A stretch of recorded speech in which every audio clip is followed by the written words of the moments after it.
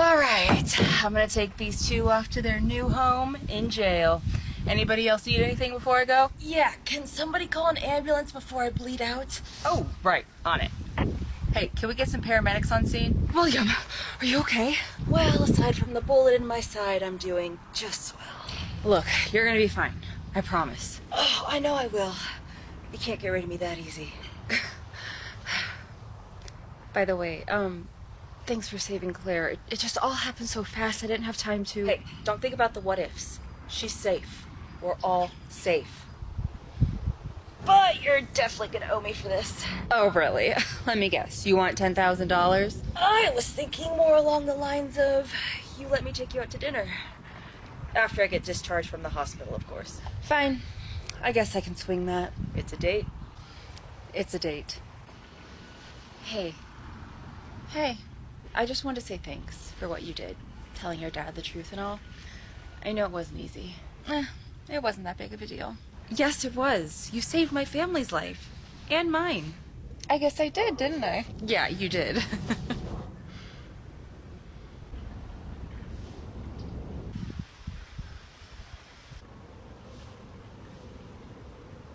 You know, even though this was all a giant mess, I am glad that I did finally get to know my birth parents.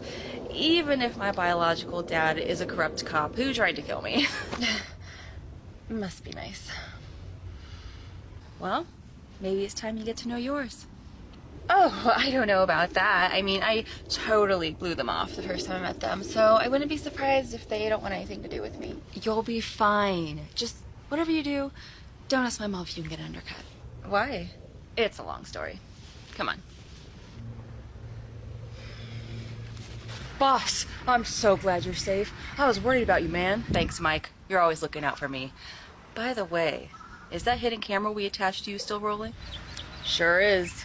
Yes! Next episode's ratings are about to be through the roof. Wait, are you saying that this whole time you've had everything that Charlie and Robin said on film and you didn't think to use it as evidence? Hey, sometimes you just gotta do things for the plot.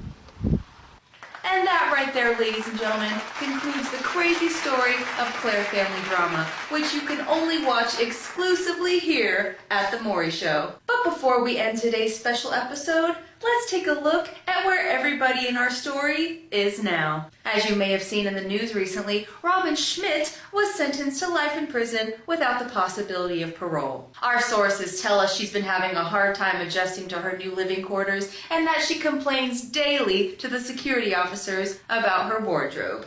Seriously, who designed these? Horizontal stripes are flattering on no one. And watch out, fellas, because Robin is also now a single lady. Her divorce with Peter Schmidt was finalized just last week, and Peter made sure not a single cent went to Robin, so now she's also broke. But that doesn't stop Robin from still trying to bribe every single person around her. Psst, officer. What now? I'll give you my wig if you let me out of here. Nope. Oh, come on. Do you have any idea how much this is worth? It is real human hair. Get lost, Robin. Now let's talk about everybody's least favorite cop, Charlie. Like Robin, Charlie was also sentenced to life in prison. And word on the street is that his fellow inmates aren't taking too kindly to the fact that he's an ex-cop. But hey, at least he gets to once again be pen pals with his wife Valerie, who also is in prison for being an accomplice. I guess they're a match made in jail, aren't they? But what about Donna? While she did help in bringing down Charlie and Robin, she still is a baby snatcher at the end of the day, so she was sentenced to 15 years in jail for her involvement with swapping Emma and Claire as babies. Speaking of babies, not long after she was incarcerated, Donna gave birth to a healthy baby boy right in her prison cell, which ironically happens to be located right next to Robin's. Ooh, Robin, those horizontal stripes are not doing you any favors. If you keep talking, I'm going to have you killed. By who? The security guards? You don't have the money to pay them off now that Peter divorced you, do you, sweetheart? Ugh. Ugh. You can't reach me. But them being next door cellmates, didn't last long. You see, about 2 weeks ago, Donna was reported missing from her cell. And when the guards checked the security cameras, they spotted her escaping the prison with her baby on her hip. Police have spent the last 2 weeks looking for her, but so far there haven't been any leads, so she could be anywhere by now. And who knows, maybe she got another facelift by Dr. Brown so nobody would recognize her.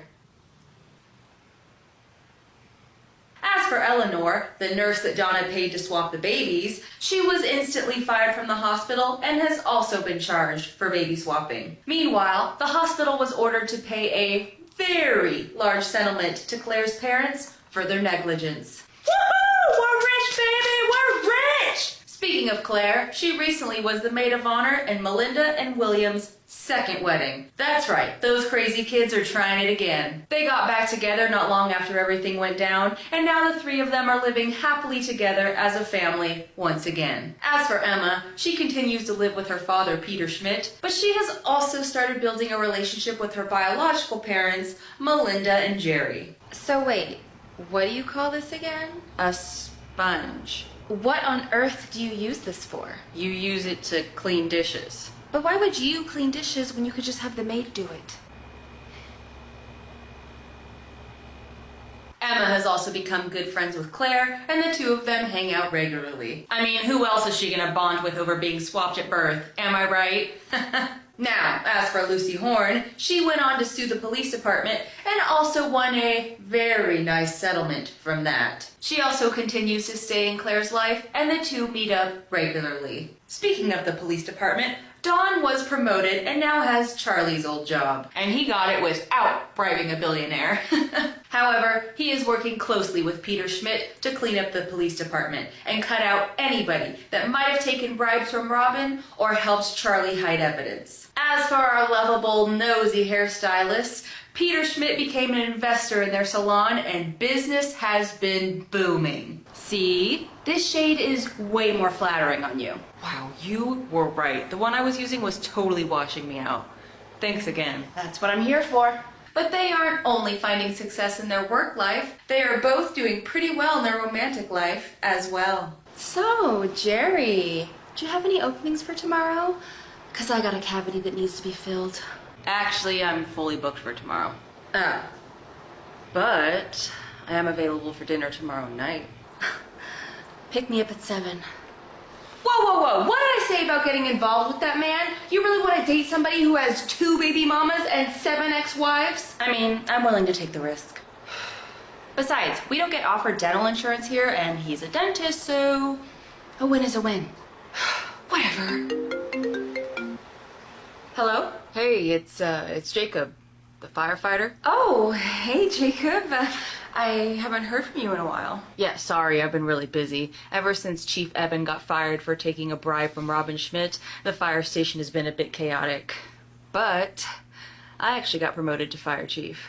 Oh, wow. Congrats. Thanks. And to celebrate, I was kind of thinking about going out to dinner. Maybe you'd like to come with me.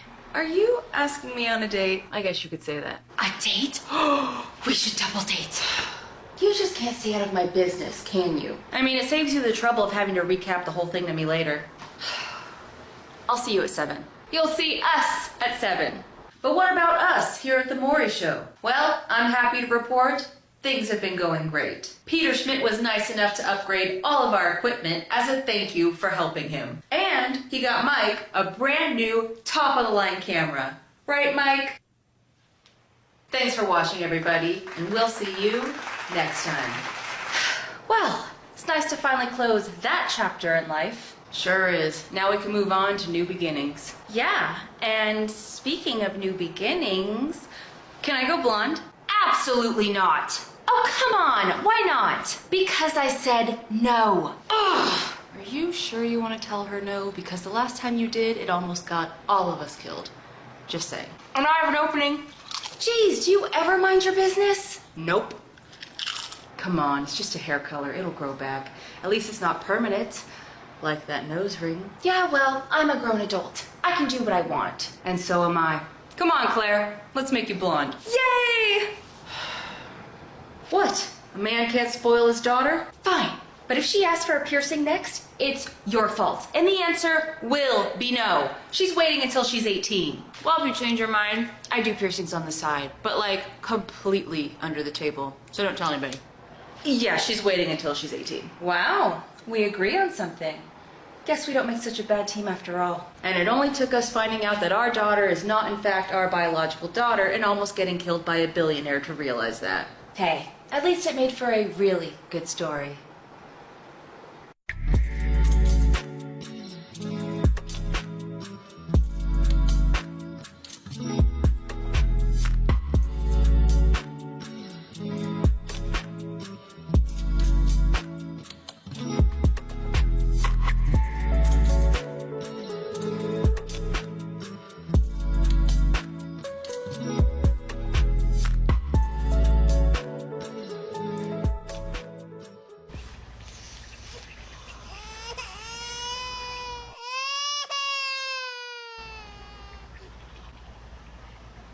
Just kidding.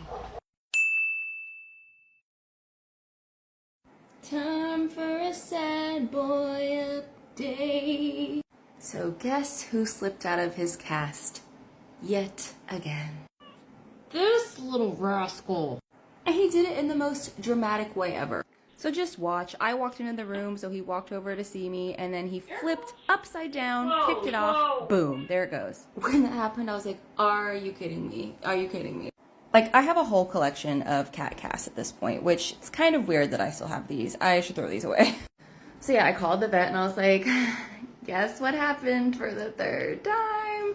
And I had to drive my butt down there, but luckily they were like, he actually doesn't need a cast anymore, so we'll go cast free from this point. And I was like, thank God. And then a few days later, they did x-rays just to check on how things were healing, and everything is healing great, which is good news. He's not fully out of the woods yet though, so that's why he's still in his little pen.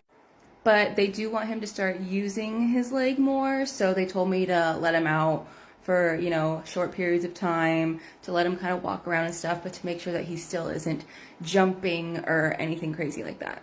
So we got to keep doing that for the next couple weeks.